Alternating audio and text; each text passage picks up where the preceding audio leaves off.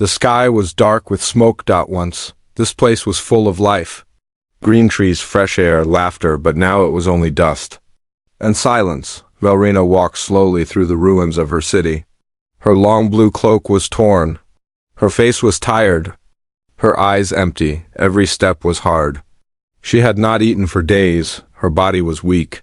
Her heart was even weaker. She was alone. Her people had lost the war. When the enemy ships came, they destroyed everything. Buildings, roads, families. Her husband, Walter, had died protecting their home. He was brave. He had told her to run. She had watched him fall. And she had run, but no one came back for her. The escape ships left without her. Her name was not on the list. Too many, they had said, not enough space. And so she was left behind. A widow, starving, forgotten. She sat near a broken wall. Her hands shook. Her stomach cried, but there was no food, not even insects. She looked at the gray sky. Is this how I die? She whispered. Her eyes began to close. Her head dropped, then footsteps. She opened her eyes weakly. Someone was coming, not one of her kind. Heavy boots. A shadow. A tall figure walked slowly toward her, a human. Velrina's eyes widened. Fear and anger filled her chest. The humans had done this. They had brought the war. They had destroyed her home. Her people, her life. She tried to move, to crawl away. But her body wouldn't listen. The human stopped a few feet from her.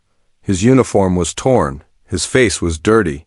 He looked tired, just like her. He knelt down gently, no weapon in his hand. Only something small, silver and flat. A food packet. He didn't speak. He just opened the packet.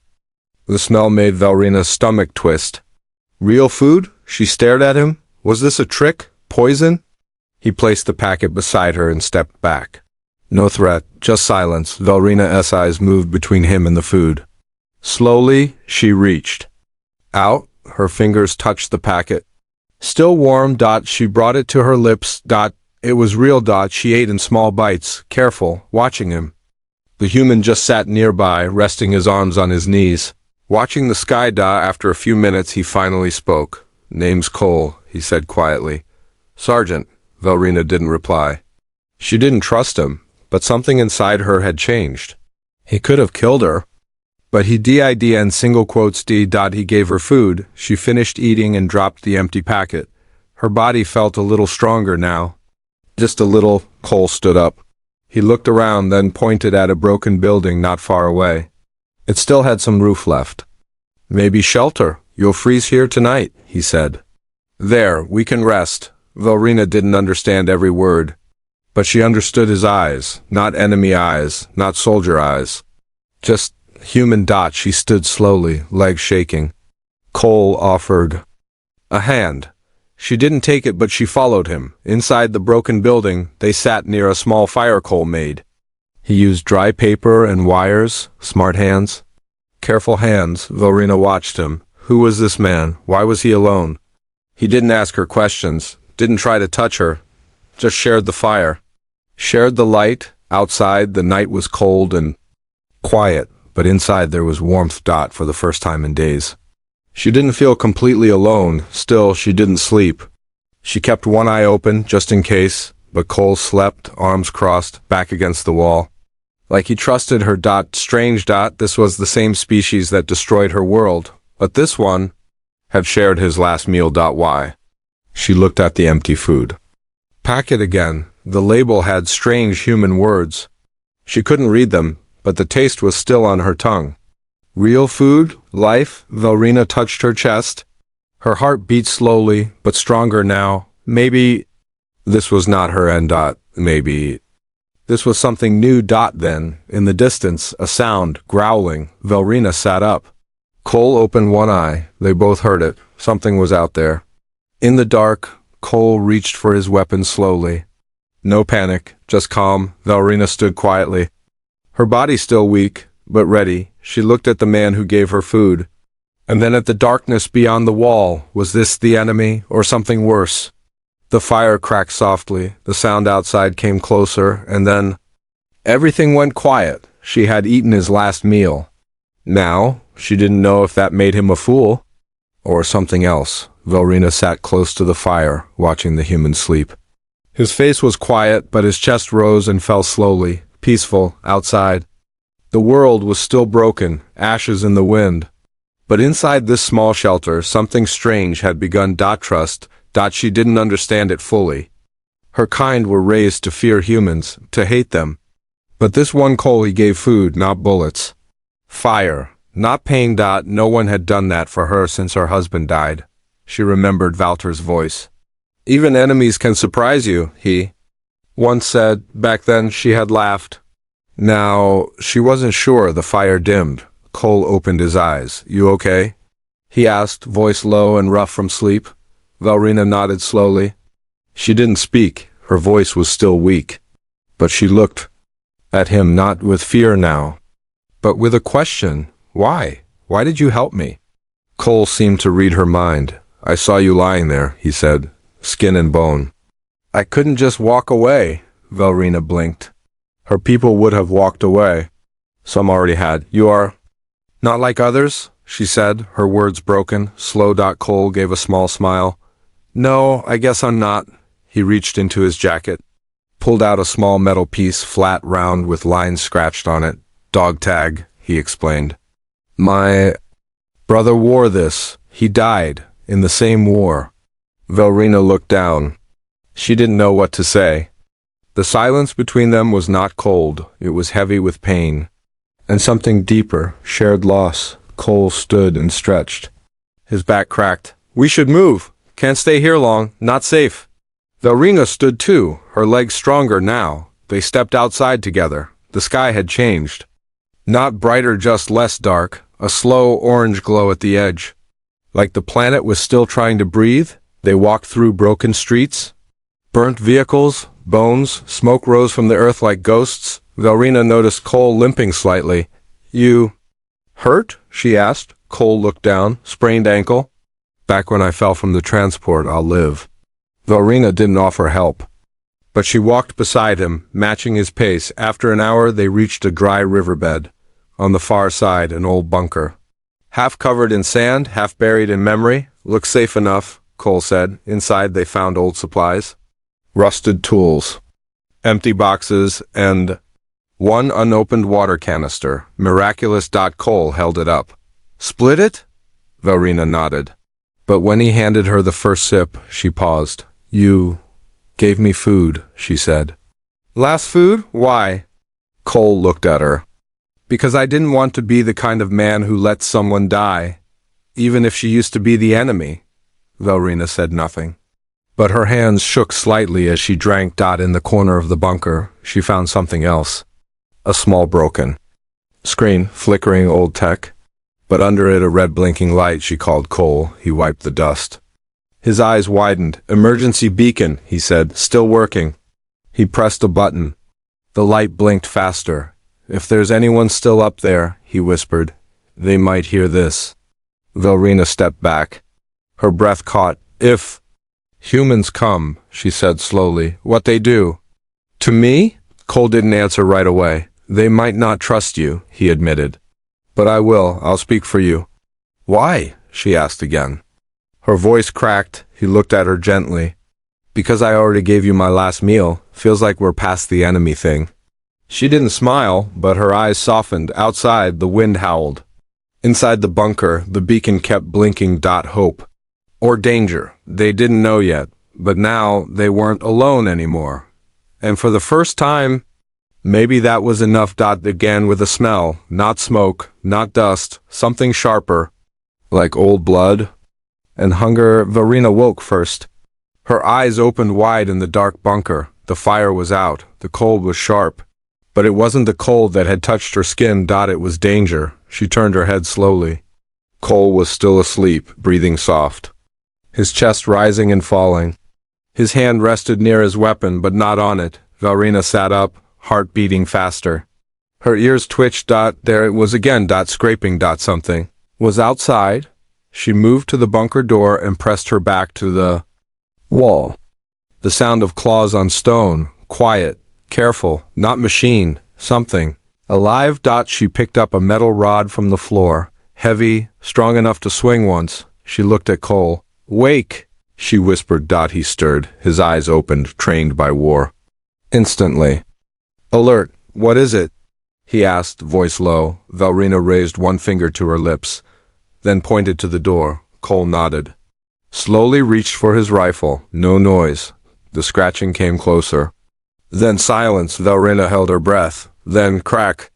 The old door slammed open. 3 figures jumped in thin, fast, their eyes glowing dim green. Valrina's heart sank. Scavengers. Her kind, but wild, left behind after the war, twisted by hunger. Driven mad, they didn't care who you were. Human or alien, if you had food or blood.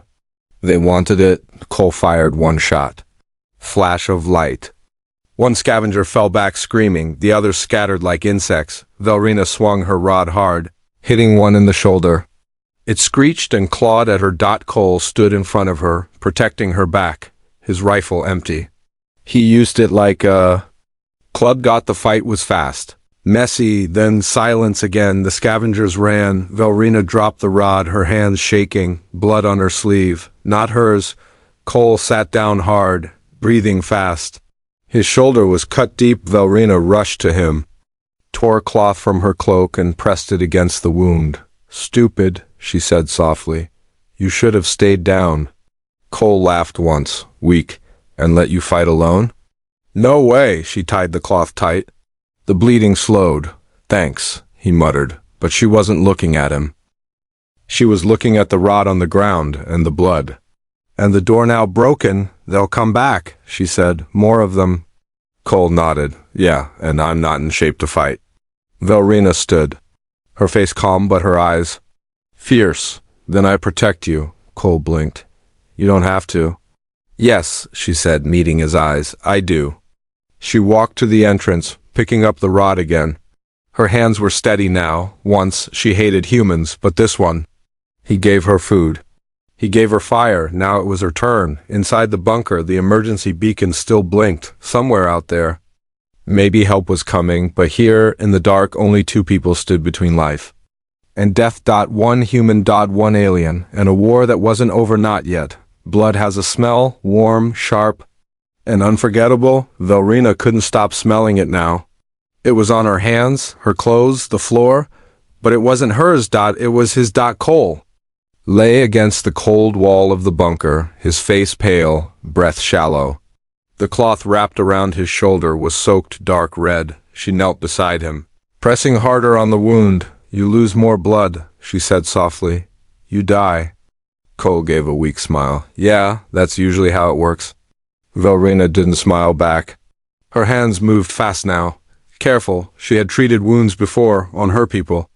On her husband, but this was different. This was a human, and she didn't want him to die. Side, the wind screamed like a broken machine.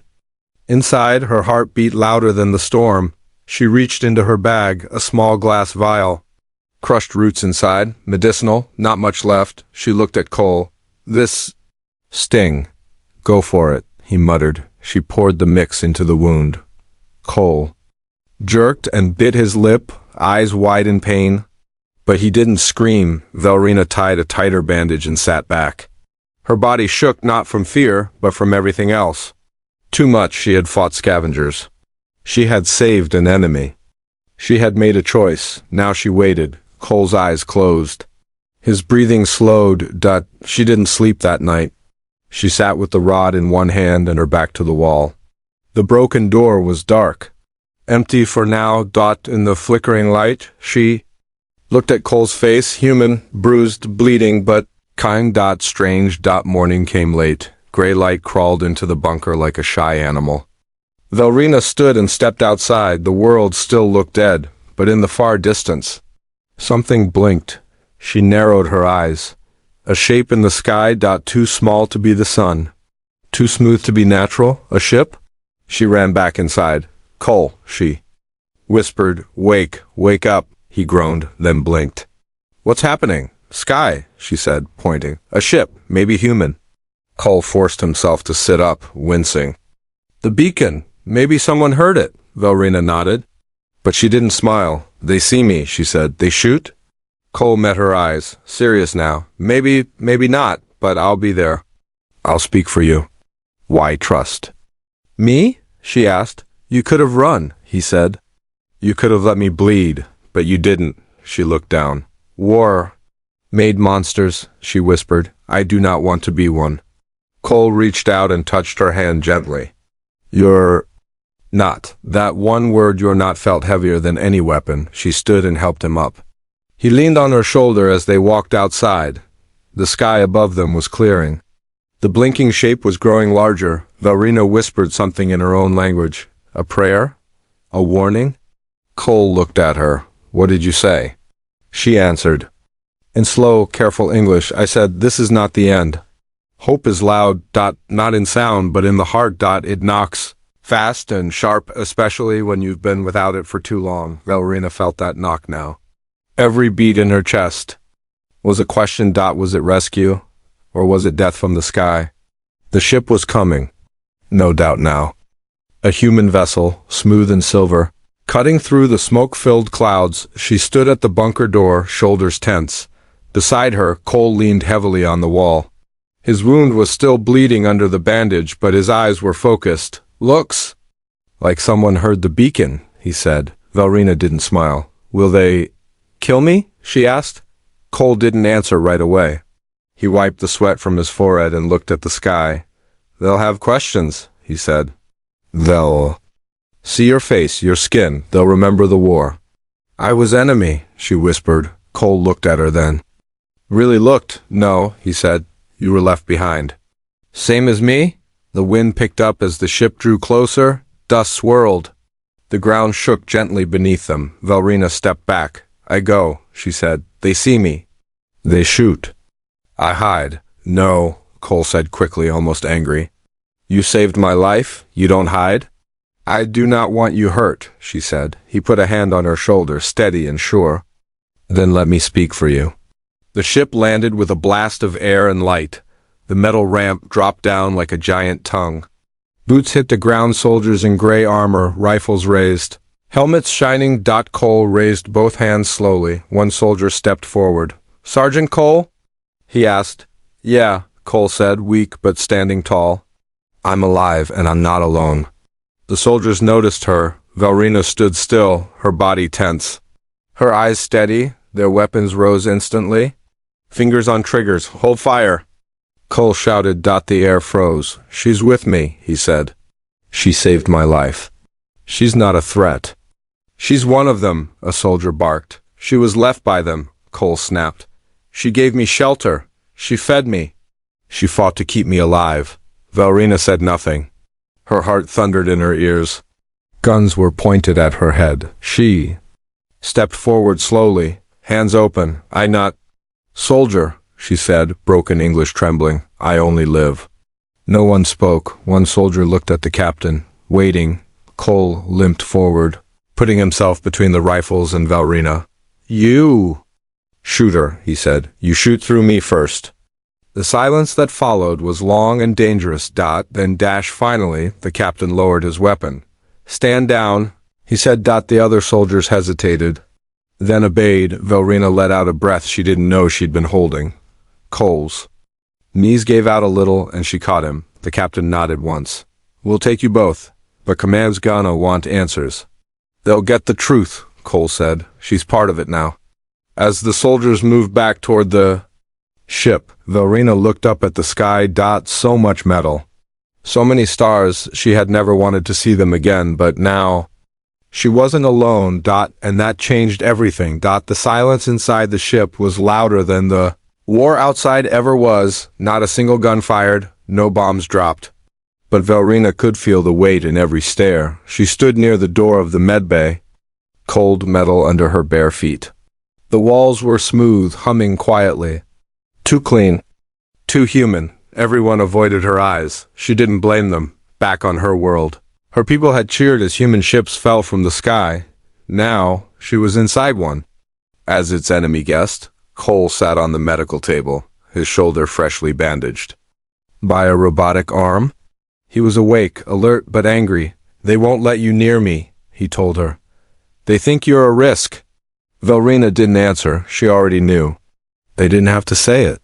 She had seen it in every soldier's face. They looked at her like she was a ticking bomb. Or a disease. The medic passed her, eyes narrowed. A whisper followed him. Why is she even on board? Cole clenched his jaw. Let them talk, he said. You earned your place here. She looked at him. Place? No, this is not my place. I do not belong on human ship. You belong wherever you choose to stand, he replied. Velrina walked to the viewing window. Stars moved outside cold and sharp like the eyes around her.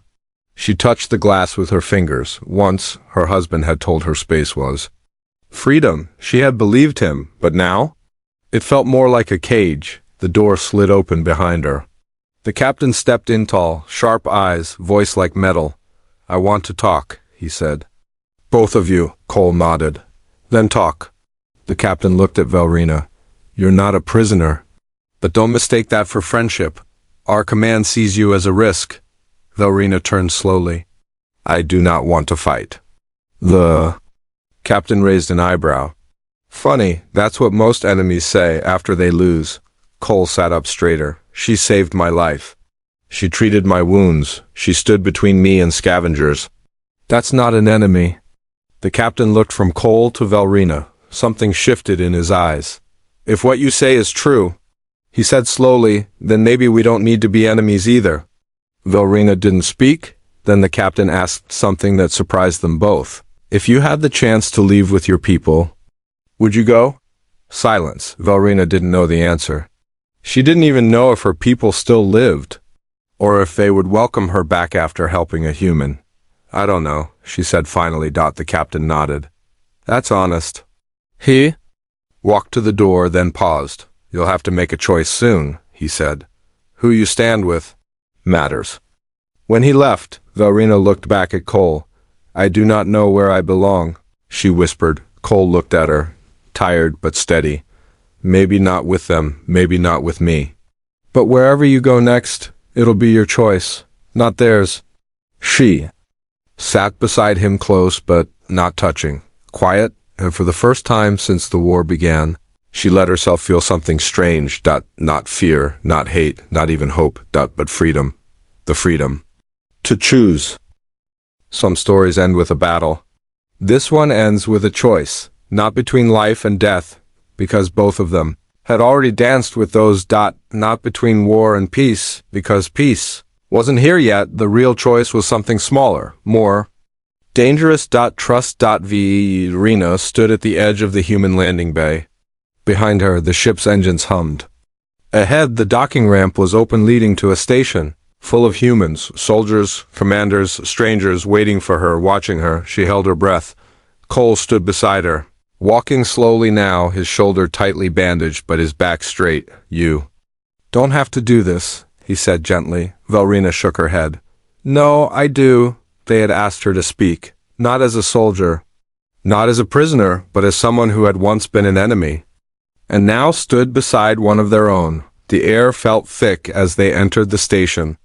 The corridor was full of eyes, cold, curious, some kind. Most not. Cole kept walking. So, did she? They entered a room with lights too bright, a table too clean, and chairs too stiff. A council of human officers sat waiting. Velrina stayed silent as they questioned Cole first. He told them everything. The scavenger attack, the shelter, the food, the wound, the beacon. And the alien who chose to save him. Then they turned to her. What made you help a human? A woman asked. Velrina thought for a long time. Then, in slow but steady words, she said, he gave me food. When I was dying, he gave me fire. When I was cold, he gave me trust. When I had none, she looked around. I am not soldier anymore. Not enemy, not threat. I am survivor, and I choose peace. The room stayed quiet for a long moment. Then the oldest officer spoke. You saved one of ours, we'll remember that. But the world is not quick to forgive. Velrina nodded. I know. He leaned forward. What do you want now? She looked at Cole. Then back at the officer, a place to begin. Weeks passed. Velrina was given a room on the station. Small, quiet, safe. Some people avoided her, some nodded. One even asked about her language. Cole visited often. They talked. More now, simple words, shared stories. Awkward laughs. One night, she stood beside him on the viewing deck. Below them, a planet turned slowly, green, alive. I don't know what happens next, she said. Neither do I, Cole replied, but maybe... It's not war, Cole nodded. Maybe it's something greater. She looked at him. Like what? He smiled. Like us, still here. Not soldiers, not enemies, just two broken people who refuse to stay broken. And that's how the story ends, not with a war cry, but with a whisper of something better.